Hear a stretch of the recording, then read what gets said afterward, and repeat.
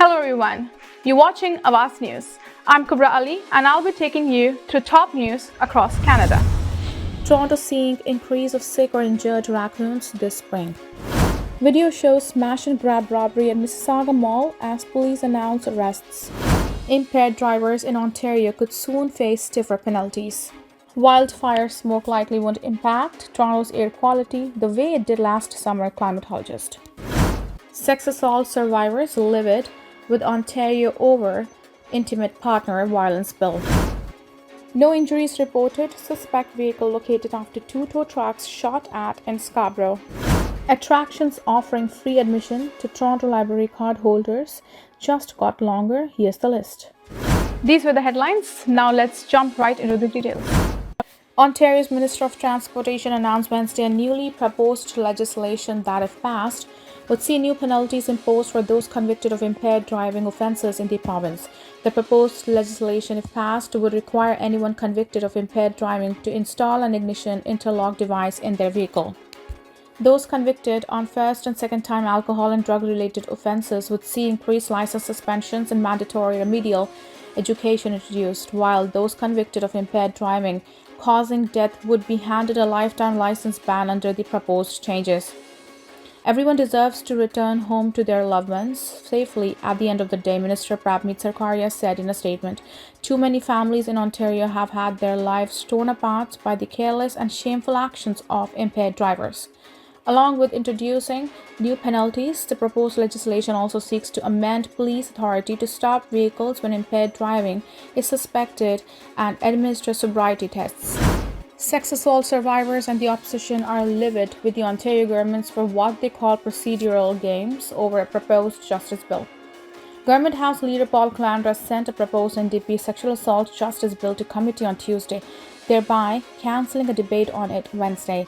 More than 100 survivors and supporters were set to visit Queen's Park to watch the debate as a way to push the progressive Conservative government to take action to improve the re-traumatizing and cruel justice system. Instead, they said they feel silenced. Catherine Fife's private member bills, called Lydia's Law, would compel with the province to provide statistics on how sexual assault cases are doing in court and mandate progress reports on implementing recommendations from the Auditor General. The bill is named after a young Ontario woman who was sexually assaulted and embroiled in lengthy and difficult court proceedings. Kate Alexander, a sexual assault survivor who used to live in Toronto, had flown in Los Angeles to watch the now cancelled debate as part of her efforts to advocate for change in the justice system. We don't need more studies, we don't need more committees, we need the governments who listen and pass the bills, she said. The bill had been tabled and was set for a second reading debate, but the government voted to send it to committee beforehand to be studied. Fife said the progressive Conservative government is effectively killing the bill by sending it to committee to languish and never become law. Fife said 1,171 sexual assault cases and have been stayed in 2023 and 1,326 cases were stayed the year before. Criminal courts across Ontario are extremely busy and understaffed, leading to delays and tossed cases. Jails across the province are over capacity, and that's expected to get worse with Crown attorneys directed to challenge bail on every serious case, putting further strain on the justice system. Calandra, however, took issue with Fife's characterization of the legislative procedure. The government said it is thoroughly examining the issue of sexual assaults through a committee headed by Jess Dixon, a PC backbencher who is a former Crown attorney. Last month, Calandra said the government would also support another NDP bill that would declare intimate partner violence an epidemic. He reaffirmed his government's position on making that declaration. We want to have results right, so declaring something an epidemic, unless it comes with actual results that we can accomplish something with, then there's no point to it, he said. 3 suspects are facing charges in connection with jewelry store robberies at 2 Mississauga malls last week, including one that was captured on video, Peel Regional Police say. According to police, on May 9th, 6 suspects wearing disguises entered a jewelry store inside a Mississauga mall armed with hammers. The group, police allege, smashed several display cases and stole a large quantity of jewelry before fleeing the scene in a vehicle that was previously stolen in Toronto. The following day, police were conducting patrols inside Square One shopping center when another jewelry store was targeted by 5 suspects armed with hammers. Video of the incident, which was posted on social media, shows the suspects rummaging through the store as a woman who appears to be an employee stands behind a counter. Police said 3 suspects were arrested following a brief foot pursuit with officers and mall security. 2 other suspects managed to escape, police said, and are currently outstanding. The 3 suspects arrested at Square One are believed to be among the group of suspects responsible for the jewelry store robbery reported the day before, police said. According to investigators, police have recovered a large amount of jewelry in addition to some of the weapons used. The vehicle used to facilitate the robberies was also located and seized, police said. None of the victims present during the incidents were physically injured, police noted. The suspects' ages 17, 18, and 20 are each facing 2 counts of robbery, 2 counts of wearing a disguise with intent, and 2 counts of possession of property obtained by crime, police said. This investigation remains ongoing and police anticipate more charges could be laid, the news release concluded. The city is seeing an increase in the number of service calls for sick and injured animals, mostly raccoons, and one reason behind it could be a virus which appears to make them act like a zombie. According to Toronto Animal Services, TAS, between January 1st and April 30th, it received 2,851 calls for picking up dead animals and 3,716 calls for sick and injured animals. That is up from 2,083 and 3,716 requests, respectively, in the same period in 2022. TAS said 90% of the calls were raccoon-related. The city also saw a surge of service requests in 2023, with 3,372 involving cadaver and 5,360 relating to sick and injured critters. While there is no breakdowns of what was causing raccoons to be sick or injured, Shane Gerard, a spokesperson for the city, said the canine distemper virus, CDV, is one of the reasons. Gerard noted that the CDV causes raccoons to act disoriented or lethargic, making them appear blind and confused, and could lead them to wander aimlessly or act aggressively if cornered. In the US, some raccoons carrying the virus were observed staggering on their hind legs and bare their teeth. In addition, raccoons with distemper may approach people or curl up to sleep in open areas close proximity to people, Gerard said. Other symptoms include a mucus discharge around the eyes and nose, which can be accompanied by coughing, tremors, or chewing fits.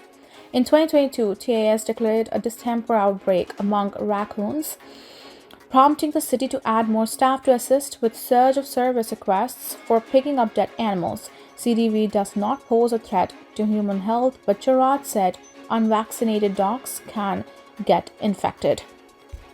According to the Toronto Wildlife Centre, TWC, there is no cure for distemper. Dogs diagnosed in the very early stages may survive with supportive care but will likely have neurological issues for the rest of their lives, TWC said. Residents are advised to call 311 if they notice a raccoon acting abnormally.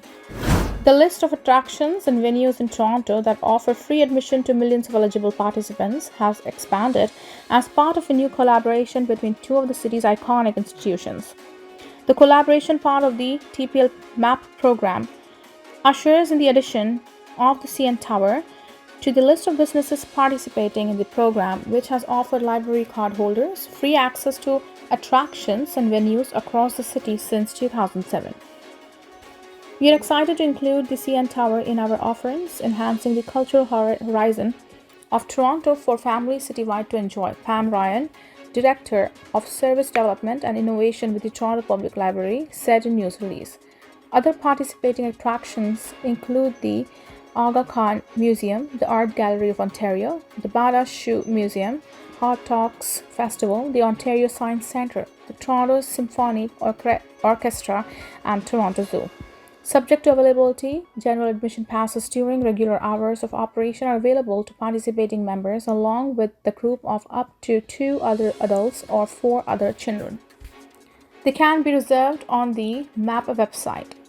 Children 14 years of age and under must be accompanied by the adult.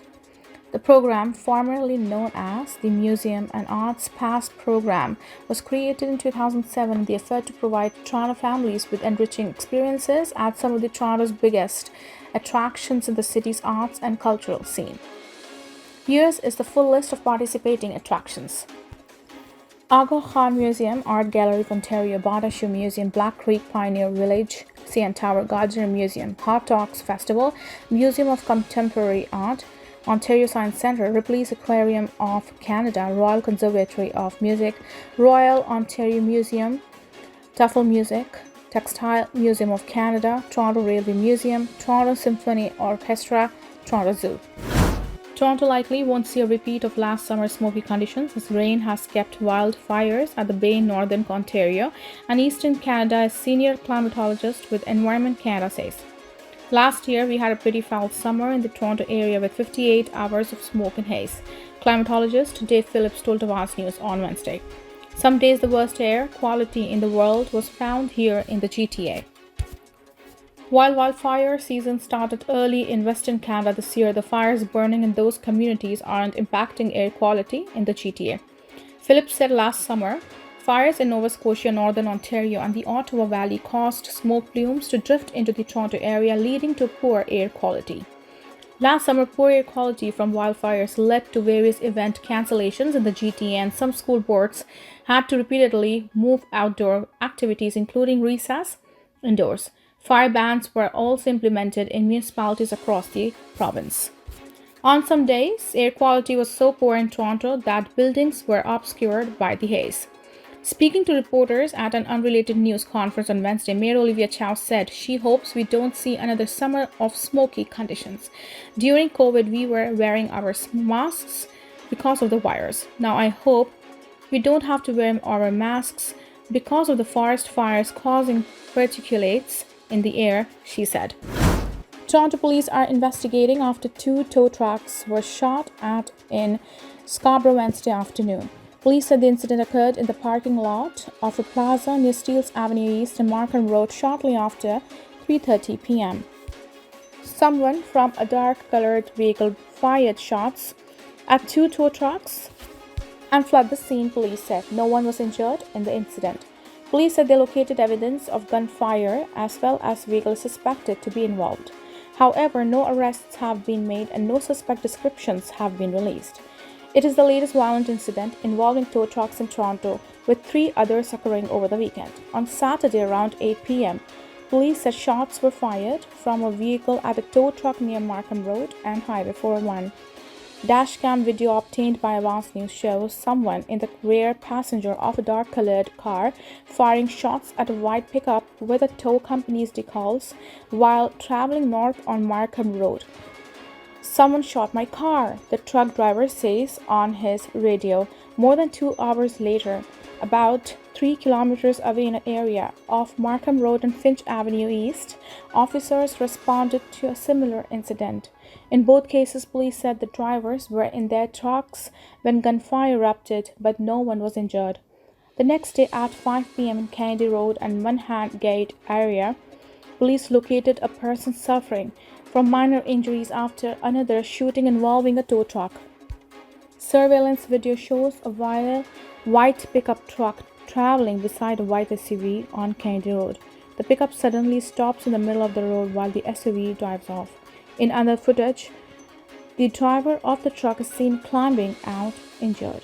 Police have not said if the incidents were connected, but said they are investigating.